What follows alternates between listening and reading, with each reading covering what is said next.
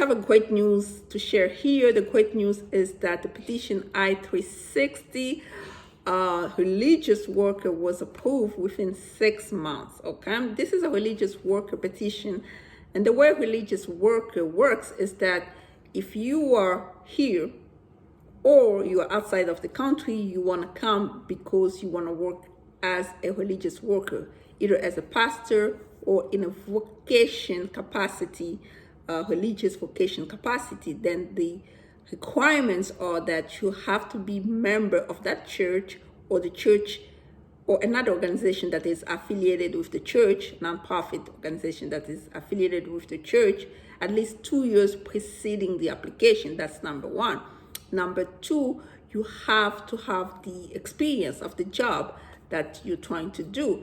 The experience doesn't have to be basically the same year, but you can have prior experience as well, right? If you have at least minimum of 2 years prior experience in the specific employment type that you're trying to get as a religious worker. For example, if you've been ordained as a pastor at least 2 years preceding the application, then yes, that's you meet the requirement. And the other, lastly, pretty much the requirement, another one is that you have to the sponsor in question, the job has to pay you either in terms of salary or non-salary.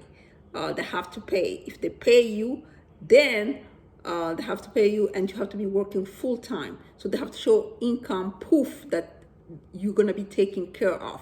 And some people too, they can sponsor themselves in terms of they can show that they have the money to support themselves for the time being of that specific job. But most of the time, it's the employer that has to provide that type of confidence to the government in order to show that, yes, we are going to take care of this person. So they can pay you in terms of salary or non-salary. Non-salary will be like, let's say they have housing, they have food, they have transportation, healthcare, everything is being taken care of. Then yes, the government, most likely they will approve the case. So that's a great news.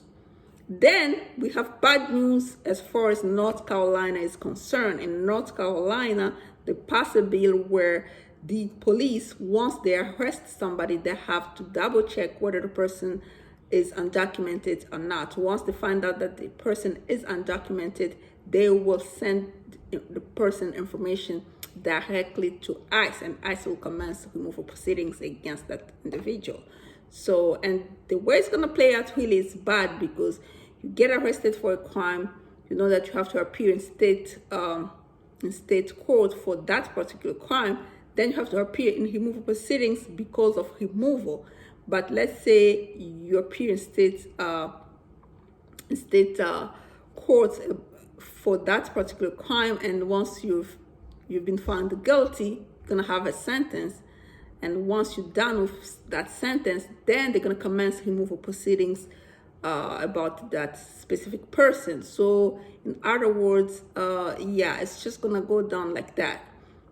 Anyway, we're giving out tips on what exactly can you do between now and Trump coming back. If you have to apply for a renewal of a work permit, this is time to do so. Advanced parole, you want to step out so that you can make your lawful entry. This is the time to do so. And you can even request emergency parole, right? TPS, try to expedite it if you can.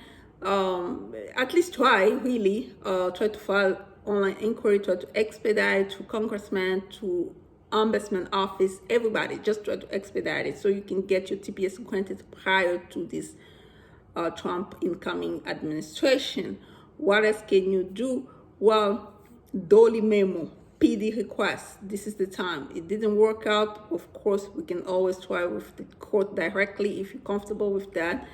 If not, we wait until this Trump administration is gone, then we can start over again. But yeah, this is the thing that you can do. This is the time to do it. Just remember that there are still possibilities as far as even after the facts. We have what we call stay of removal application that can apply after the fact if the person has been detained. We can always try that.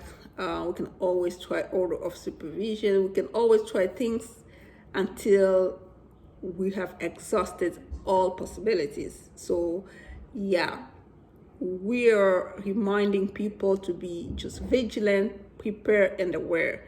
Until next time, bye-bye.